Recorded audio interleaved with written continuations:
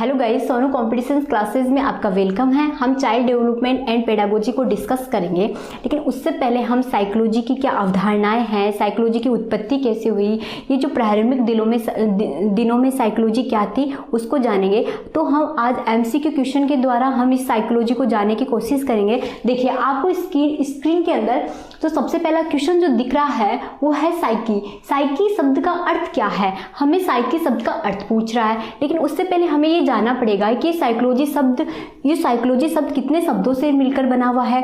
देखिए साइकोलॉजी शब्द है वो दो शब्दों से मिलकर बना हुआ है, साइकी प्लस लोगस। साइकी का मतलब क्या होता है, आत्मा। लोगस का मतलब क्या होता है, अध्ययन, मतलब आत्मा का अध्ययन। ये जो साइकोलॉजी शब्द है इसको पहली बार साइकोलॉजिया नामक एक बुक थी उसमें यूज किया गया था। और किस संदर्भ में यूज किया गया था, आत्मा के अध्ययन को लेकर पहली बार साइकोलॉजिया जो बुक थी उसमें इसको यूज किया गया था। करने वाले व्यक्ति कौन थे, रुडोल्फ गोयकले थे 1590 के अंदर। कब, 1590 के अंदर रुडोल्फ गोयकले ने साइकोलॉजिया बुक के अंदर क्या किया, ये जो साइकोलॉजी शब्द है उसको यूज किया। तो हमारा जो आंसर होगा वो क्या होगा, आत्मा, क्योंकि साइकी का मतलब क्या होता है, आत्मा, और लोगस का मतलब क्या होता है, अध्ययन, मतलब आत्मा का अध्ययन। आइए हम दूसरे क्वेश्चन के थ्रू इसे समझते हैं। आधुनिक मनोविज्ञान के लिए रची गई पहली पुस्तक का नाम क्या था और किसने लिखी थी।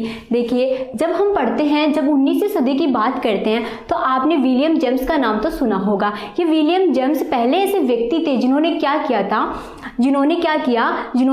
जो फिलोसॉफी था, फिलोसॉफी से क्या किया, हमारे मनोविज्ञान की विषय वस्तु को क्या की, अलग किया। तो साइकोलॉजी को फिलोसॉफी से अलग करने वाले जो विद्वान थे वो कौन थे, विलियम जेम्स थे। इन विलियम जेम्स ने क्या किया, जो पुस्तक लिखी वो कौन सी थी, the principle of psychology William James, the principle of psychology William Wundt, the practical psychology William point, the psychology of human being Chadwick. तो जो हमारा आंसर होगा हमने पहले ही डिस्कस कर लिया है, जो हमारा जो आंसर होगा वो क्या होगा, द प्रिंसिपल ऑफ साइकोलॉजी, जो किसने लिखी है, विलियम जेम्स ने। ये जो बुक है आगे चलकर क्या बनी, आधुनिक मनोविज्ञान का आधार बनी। इस वजह से इन्हें विलियम जेम्स को क्या कह दिया जाता है, आधुनिक मनोविज्ञान का पिता भी कह दिया जाता है, अमेरिकी मनोविज्ञान का पिता भी कह दिया जाता है। ये विलियम जेम्स का बहुत बड़ा योगदान था, जिन्होंने किस चीज को सपोर्ट किया था, जिन्होंने सपोर्ट किया था कॉन्सेंस ऑफ स्टडी को। आइए हम तीसरा क्वेश्चन देखते हैं। मनोविज्ञान की पहली प्रयोगशाला की स्थापना किस वर्ष हुई थी, क्या 1779 में हुई थी, क्या 1879 में हुई थी, क्या 1789 में हुई थी, या 1890 में हुई थी। देखिए आपने विलियम वुंट का नाम तो सुना होगा, जिन्हें क्या कहा जाता है, फादर ऑफ एक्सपेरिमेंट कहा जाता है। ये विलियम वुंट पहले ऐसे व्यक्ति थे जिन्होंने क्या किया 1879 में जो जर्मनी का एक स्थान है लिप्जिंग, वहां पर कार्ल मार्क्स विश्वविद्यालय में क्या की, पूरे इंडिया की नहीं, पूरे वर्ल्ड की, मतलब विश्व की पहली जो मनोवैज्ञानिक प्रयोगशाला है वो कहाँ स्थापित की गई, जर्मनी में। और किसके द्वारा, विलियम वुंट के द्वारा। हमारी चूंकि विलियम जेम्स के द्वारा जो फिलोसॉफी थी, फिलोसॉफी से क्या हो गया, हमारा मनोविज्ञान अब अलग हो गया और वो क्या बन गया, एक साइंस बन गया। और साइंस पे एक्सपेरिमेंट करने के लिए जो व्यक्ति सामने आए वो विलियम वुंट थे। इस वजह से विलियम वुंट को क्या कहते हैं, फादर ऑफ एक्सपेरिमेंट भी कह दिया जाता है। तो हमारा आंसर क्या होगा, इन्होंने कब स्थापित की, 1879 में। जब हम भारत की बात करते हैं तो भारत की पहली मनोवैज्ञानिक प्रयोगशाला कहाँ स्थापित की गई थी, ये कलकत्ता में स्थापित की गई थी 1916 में, नारायण है उनके द्वारा स्थापित की गई थी। देखिए पहली बार किस विज्ञान ने मनोविज्ञान के लिए साइकोलॉजी शब्द का प्रयोग किया था, ऐसा कौन सा मनोवैज्ञानिक है जिसने क्या किया था, साइकोलॉजी शब्द का प्रयोग किया गया था। हमने पहले डिस्कस कर लिया कि 1590 में क्या हुआ, एक व्यक्ति आए जिनका नाम क्या था, रुडोल्फ गोयकले थे। इन्होंने क्या किया, एक बुक लिखी साइकोलॉजिया, और किसके लिए लिखी, सोल ऑफ स्टडी के लिए, आत्मा के अध्ययन के लिए साइकोलॉजी बुक लिख दी। अब सबसे पहली बार जो साइकोलॉजिया बुक थी उसी में साइकोलॉजी शब्द का पहली बार यूज किया गया, और किसके द्वारा किया गया, रुडोल्फ गोयकले के द्वारा किया गया। तो हमारा जो आंसर होगा वो क्या होगा, रुडोल्फ गोयकले।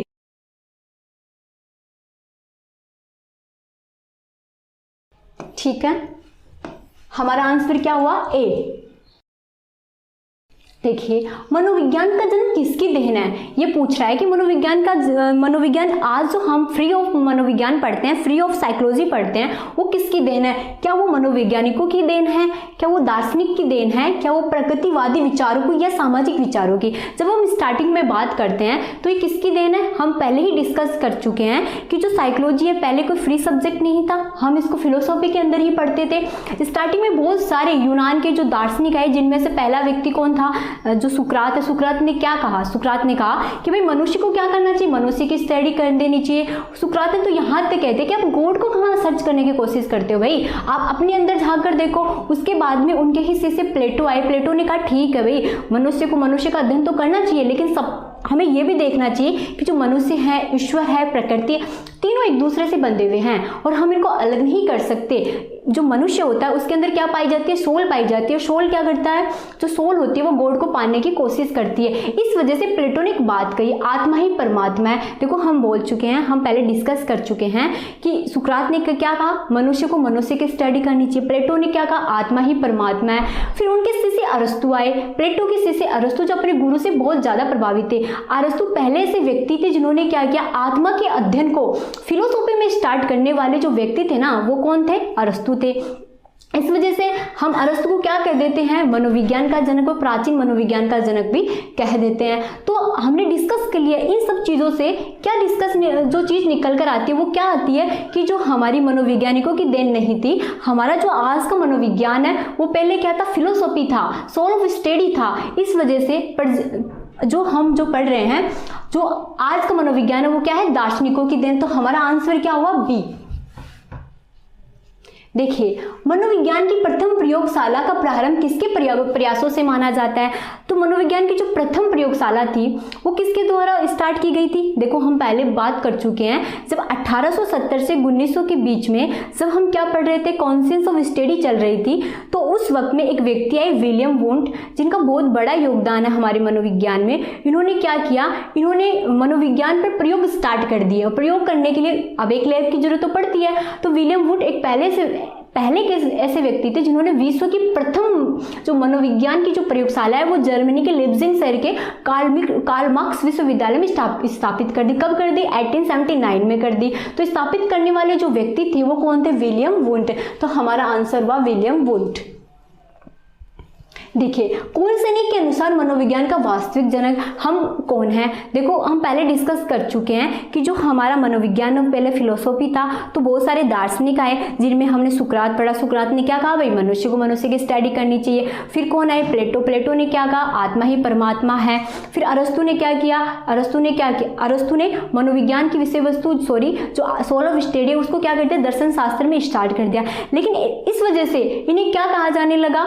इस वजह से इन्हें प्राचीन मनोविज्ञान का जनक कहा जाने लगा। लेकिन एक व्यक्ति कोलसेनिक ऐसे थे जो क्या कहते थे कि नहीं, हम अरस्तु को क्या नहीं मानेंगे? अरस्तु को हम प्राचीन मनोविज्ञान का जनक नहीं मानेंगे। भाई क्यों नहीं मानेंगे? इसका रीजन था, उन्होंने कहा कि प्लेटो ने सबसे पहले सोल के बारे में बताया है। तो जब प्लेटो ने सोल के बारे में बताया है तो जो मनोविज्ञान का जो जनक है, प्राचीन मनोविज्ञान का जनक है, जिस व्यक्ति को मानना चाहिए वो प्लेटो है। तो कोलसेनिक के अनुसार जो मनोविज्ञान की वास्तविक जनक जिनको बताया गया है वो कौन है? प्लेटो है। आगे देखिए, प्रयोगात्मक मनोविज्ञान की प्रतिपादक कौन है? देखो हम बार बार डिस्कस कर चुके हैं। 1879 में विलियम वुंट को क्या कहा जाता था? विलियम वुंट को फादर ऑफ एक्सपेरिमेंट कहा जाता था। मतलब प्रयोगात्मक जितने भी प्रयोग होते थे उनके जनक कहा जाता था। इस वजह से हमारा आंसर क्या होगा? विलियम वुंट होगा।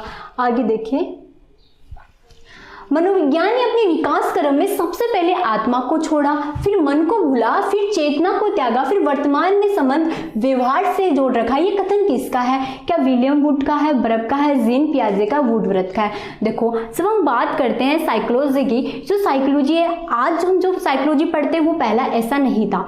जब हम बात करते हैं अराउंड 16वीं शताब्दी के अराउंड जो आज का हमारा मनोविज्ञान है उसको क्या पढ़ते थे? सोल ऑफ स्टडी पढ़ते थे, जिसके प्रस्तुतकर्ता कौन थे? अरस्तु होते, समय बीता विचार बदले। तो जब 17वीं सदी आई, 17वीं सदी में हम साइकोलॉजी को क्या पढ़ते थे, साइकोलॉजी को मन और मस्तिष्क का विज्ञान पढ़ने लगे। लेकिन बहुत सारे लोग जो इटली के दार्शनिक पोम्पोलोजी ने क्या किया था, माइंड ऑफ स्टडी को क्या किया था, प्रेजेंट किया था।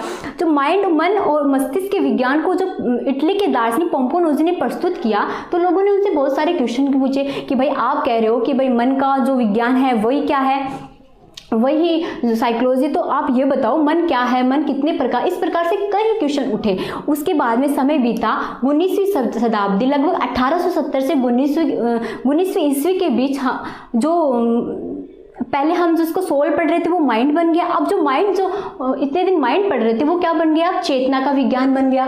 तो जो 19वीं शताब्दी के अराउंड वो क्या बना, चेतना का विज्ञान पढ़ा। फिर से समय बदला, आज प्रेजेंट टाइम के अंदर फिर आए वॉटसन, जिसको क्या कहा जाता है, व्यवहार का जनक कहा जाता है, व्यवहारात्मक जनक कहा जाता है। जिन्होंने क्या किया, उन्होंने बताया कि नहीं, ऐसा कुछ नहीं है। वर्तमान समय में जो विज्ञान जो हम पढ़ रहे हैं 20वीं शताब्दी के, 19वीं शताब्दी के लास्ट में और 20वीं शताब्दी के स्टार्टिंग में जो हम विज्ञान पढ़ रहे हैं वो व्यवहार है। तो नाउ प्रेजेंट टाइम जो साइकोलॉजी है वो क्या है, व्यवहार की स्टडी है, विहरिज्म की स्टडी है। और विहरिज्म के जो पिता हैं, जो जनक हैं, वो किसको कहा जाता है, वॉटसन को। वॉटसन ने, ये वही वॉटसन है जिन्होंने कहा था कि आप मुझे कोई भी बालक दे दो, मैं उन्हें चोर डाकू कुछ भी बना दूंगा। वॉटसन ने दो बातें कही थी। वॉटसन ने कहा कि साइकोलॉजी क्या है, धनात्मक विज्ञान है। साइकोलॉजी धनात्मक विज्ञान, और जो इंसान का जो व्यवहार है कभी घटता नहीं है, हमेशा बढ़ता जाता है। इस वजह से वॉटसन ने क्या किया, वॉटसन को व्यवहारवाद का जनक कहा जाता है। तो नाउ प्रेजेंट टाइम जो हमारी जो साइकोलॉजी वो क्या है, व्यवहार की स्टडी है। इस प्रकार से जो वुडवर्थ महोदय, इन्होंने क्या कहा, मनोविज्ञान ने सबसे पहले क्या खोई, अपनी आत्मा, क्योंकि हम पढ़ चुके 16वीं शताब्दी में क्या था, सोल ऑफ स्टडी थी। उसके बाद में मन को भूला, 17वीं शताब्दी आई, माइंड ऑफ स्टडी बन गई। उसके बाद में चेतना का त्याग किया। फिर जैसे ही 19वीं शताब्दी आई, कॉन्शियस ऑफ स्टडी बन गई, और समय बीता। नाउ प्रेजेंट टाइम जो हम पढ़ रहे हैं, जिस साइकोलॉजी को पढ़ रहे हैं, वो क्या है, व्यवहार का अध्ययन है। ये कहने वाले जो व्यक्ति थे वो वुडवर्थ थे। नाउ आपको ये सब पसंद आया होगा। अगले सेशन के अंदर हम आगे के क्वेश्चंस को डिस्कस करेंगे। Thank you.